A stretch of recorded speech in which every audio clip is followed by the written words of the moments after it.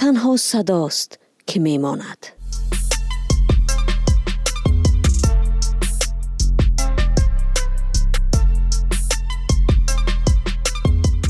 گنج شایگان.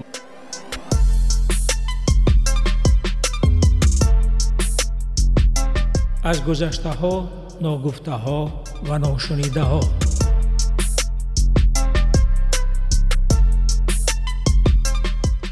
در پادکست سلیم ایوبزاد.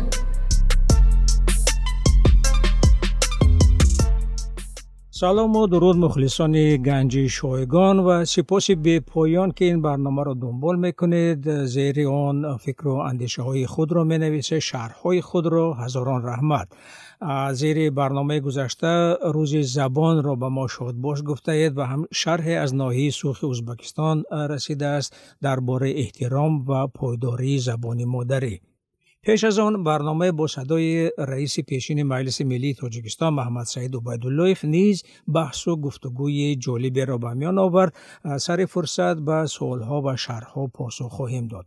ولی امروز در بایگانی رادیو آزادی برنامه و گزارش‌های زیادند که با وجود لحن آرام و با تمکین و بی‌طرفانه خبرنگاران هیجان شنونده را می‌انگیزند. یعنی در باطن خود، در داخل خود یک نوع هسته دارند که هیجان برانگیز است. یکی از آنها بازگشت سران مخالفان پس از امضای قرارداد صلح به وطن است که اینک 25 سال از آن گذشته است. آن را انتخاب کردم تا هم سالگرد 25مینش قید شود و هم یک بار بشنویم که آن روزها فضای سیاسی تاجیکستان چه حال و هوایی داشت و چگونه یک روحیه دموکراتی، مردم سالاری، چند اندیشی، آرزو و آرمان زیاد جامعه را فرا گرفته بود که با وضع امروزه اصلا قیاس شونده نیست. سالهای آخر که در کشور هیچ حزب و حرکتی واقعا مخالف به حزب حاکم وجود ندارد، نمانده است. بعضی حزب‌هایی هستند که به نام خود را مخالف میگویند، در مخالفت سازنده یا کنستروکتیوی و مخالفان اساسی به خارج رانده شده اند و در همین حالت شاید برای بسیاری از شما باور کردنی هم نیست که 25 سال پیش روندهای تماما دیگر در همین فضای سیاسی تاجیکستان حاکم بودند. خب مشک آن است که خود بگوید نه که عطار بگوید. بهتر است این برنامه را با هم گوش کنیم و اگر فکر و اندیشه دارید زیر آن بنویسید. اینک 25 سال پیش در دوشنبه چی می‌گذشت؟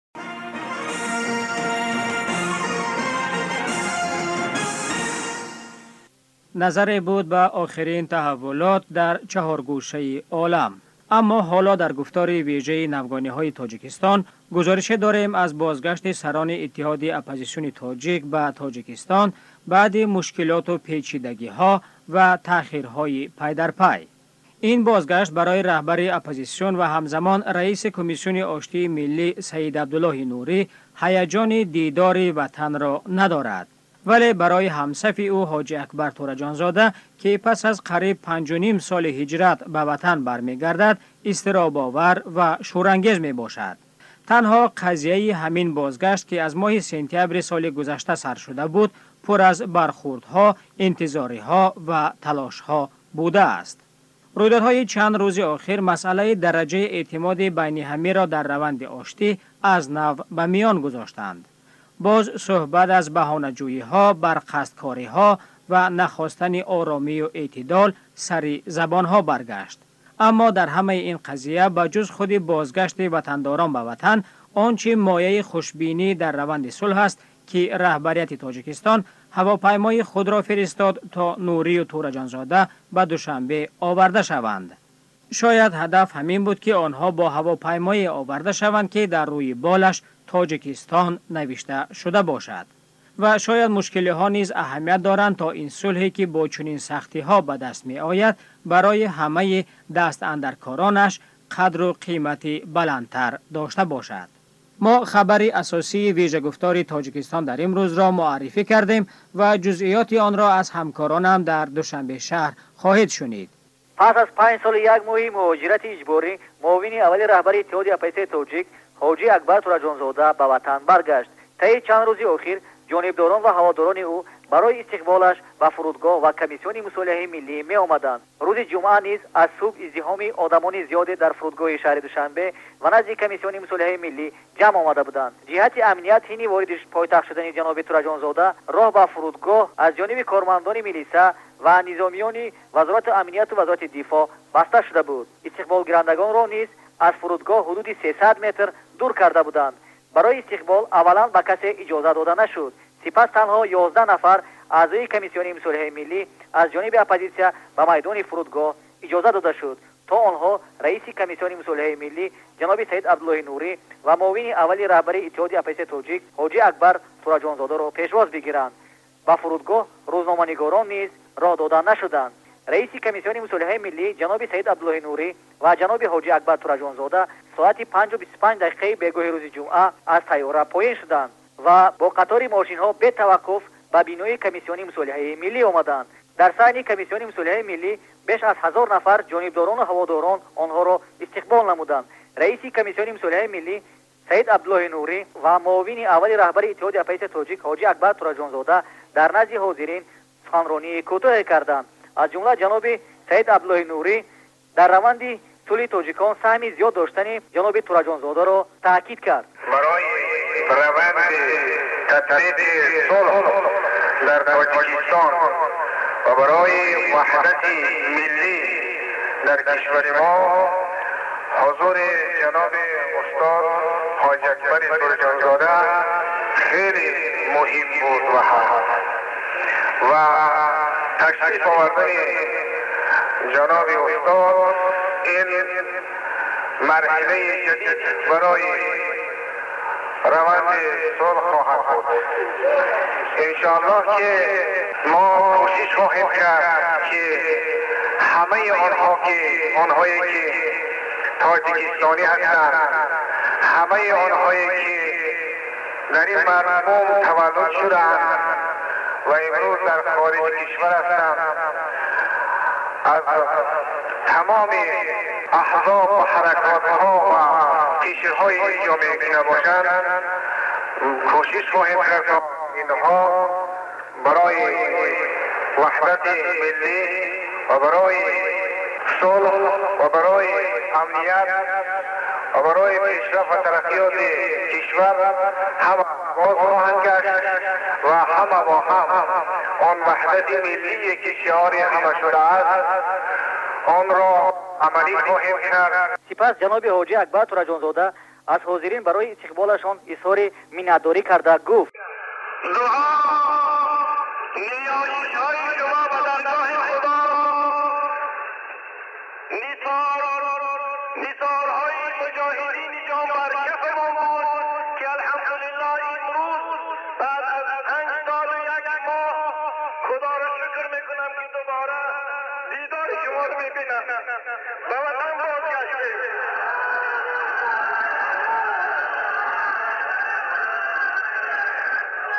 در این لحظه ها صحبت بسیار کرده نمیتوانم، فقط عاجزانه از هر یکی شما اظهار تشکر میکنم.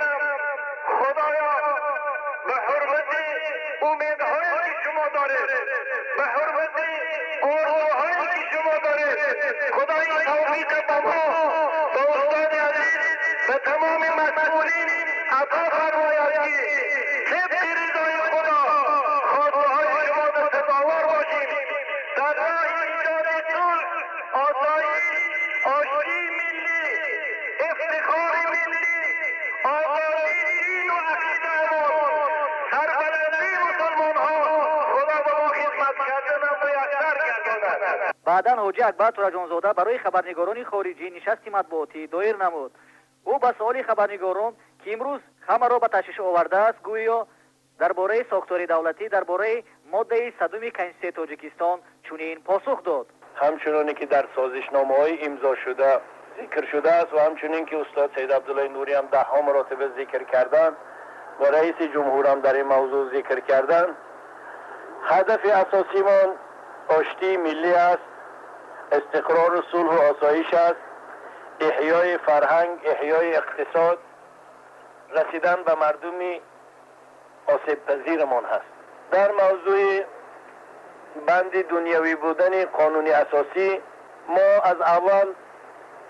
از سال اول مبارزمان آشکارا اعلان داشتیم که بله ما نماینده های حرکت نهضت اسلامی تاجیکستان هستیم، به دین اسلام معتقد هستیم و اعتقاد داریم که بسیار مشاکل زندگی ما را، مشاکل جامعه ما را، چه از دیدگاه اخلاقی چه از دیدگاه اجتماعی، اگر در اساس مقررات این دین زندگی کنیم حل خود را می‌یابند، حل عادلانه خود را می‌یابند. در عین زمان واقعیت کشور خود را به نظر گرفته ما اعلام می داشتیم و امروز هم اعلام می داریم که با آن برنامه‌ای که ما معتقدش هستیم، این برنامه و این آرمان‌های خود را بالای مردم از طریق زوری، از طریق استفاده سلاح، از طریق شانتاژ حتی تحمیل کردنی نیستیم. آنچه ما می‌خواهیم در یک نظام حقوق بنیاد دموکراسی مردمی با نهضت اسلامی تاجیکستان و دیگر شاید در آینده سازمان‌های سیاسی دیگر پیدا می‌شوند، اگر شوند به اینها این آزادی داده شود که برنامه‌های خود را، افکار خود را به مردم رسانده توانند و در حیات سیاسی فعالیت کرده توانند و از طریق انتخابات در اداره کشور شرکت کرده توانند. ما شاید در این وقتهای آخر روی این موضوع صحبت نمی کردیم اگر اصرارها، تکرارهای مکرری حفظ این بند را و تفسیرات آن را که هیچ وقت به اسلام اجازه نمی دهند در صحنه سیاسی کشور شرکت داشته باشد، وقتی که اینها را شنیدیم و تجربه تلخ ترکیه را دیدیم که یه حزبی که اولین جایگاه را در جامعه در انتخابات پارلمانی اشغال نمود و در بین احزاب دیگر از همه زیادتر در پارلمان جای داشت، به خاطر معتقدات اسلامی داشتن این حزب را محکمه دستوری یعنی سود کنستیتوسیونی ترکیه لغو کرد، ممنوع اعلان کرد. ما میترسیم که در آینده در تاجیکستان این تکرار یابد، اون چیزی که در ترکیه تکرار شد. از این خاطر ما پیشنهاد میکنیم، ما اصرار نمی‌ورزیم که این هفته سال آینده تاجیکستان جامعه اسلامی شود. ما پیشنهاد میکنیم که تاجیکستان جامعه دموکراسی، حقوق بنیاد، مردمی، اجتماعی یا که مدنی باقی بماند. اصطلاح دنیوی تا یک مدت معین از قانون اساسی با طریقه قانونی، با راه مذاکره، با راه رأی پرسی از قانون اساسی برداشته شود. خب این پیشنهاد ما هست، باید مردم به این پاسخ جواب بگویند. اگر قبول کردن ما خوشحال میشویم، اگر مردم قبول نکردن در رأی پرسی ما برای مردم احترام میگذاریم. درباره مناسبت خیش با احزاب و سازمان‌های دیگری تاجیکستان حاجی اکبر تورجانزاده گفت که با همه گونه سازمان و احزاب سیاسی به نظر دوستی می‌نگرد. در آرزوی آن هستیم که تاجیکستان واقعاً یک جامعه آزاد باشد، پلورالیستی باشد که در آن تمامی حزب و سازمان‌ها، جریان‌های گوناگون آزادانه فعالیت کرده توانند. هر چقدر نیروهای سیاسی در یک شرایط آزاد فعالیت کرده توانند، همانقدر جامعه از هر گونه خشونت و جنگ‌های داخلی ایمن میموند و ما به هر یک حزب سیاسی، به هر یک عقیده سیاسی موافقت کار آرزو میکنیم. آنها را نه به حیث دشمن هرگز حساب نمیکنیم، آنها با همچون برادری خود شاید در مبارزه‌های انتخاباتی رقیب میشن، اما به حیث برادر ما آنها را حساب میکنیم تا آخر هم همچنین در همین فکر باقی میمونیم. درباره مناسبت با گروه‌های سلاح به دستی که به کسی تابع نیستند، جناب تورجانزاده گفت که نباید با روی زورآوری این مسئله حل خود را یابد. باید بپرسیم آن شخص چرا سلاح به دست گرفته است. همه مشکلات را با راهی مسالمت‌آمیز میتوان حل کرد. حاجی اکبر تورجانزاده اخیراً درباره به وظیفه معاون سروزیر جمهوری تعیین شدنش حاجی اکبر تورجانزاده گفت که درباره بودن این فرمان او تایید یا تکذیب کردن نمیتواند، ولی هر وقتی که رئیس جمهور او را به ملاقات دعوت میکند او آماده است به نزد رئیس جمهور برود. او به وطن دائمی آمده است و میخواهد در راه صلح و آسایش در این کشور سهمی با سزای داشته باشد. جاوید مقیم، دوشنبه، رادیوی آزادی. در راه هستید مهمانی یا در جای کار؟ علاجه خواندن ندارید؟ امکان دیدن هم پادکست رادیوی آزادی را بشنوید. نقل گوشکی تنها برای شما در وقت دلخواه و جای دلخواه.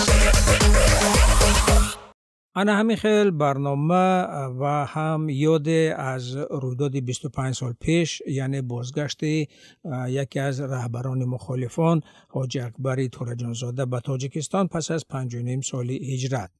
بعداً حاجی اکبر تورجانزاده معاون اول سروزیر تعیین شد با فرمان رئیس جمهور امام علی رحمانوف آن وقت و سال 2005 عضو مجلس ملی گردید. ماه دکبر سال 2011 با اتهام اوباشی که خودش میگوید یک پرونده ساخته و دروغ بود داغ سودی گرفت که پیشبری نامزدیش را در انتخابات بعدی نه چه انتخابات پارلمانی و چه پرزیدنتی ناممکن گرداند.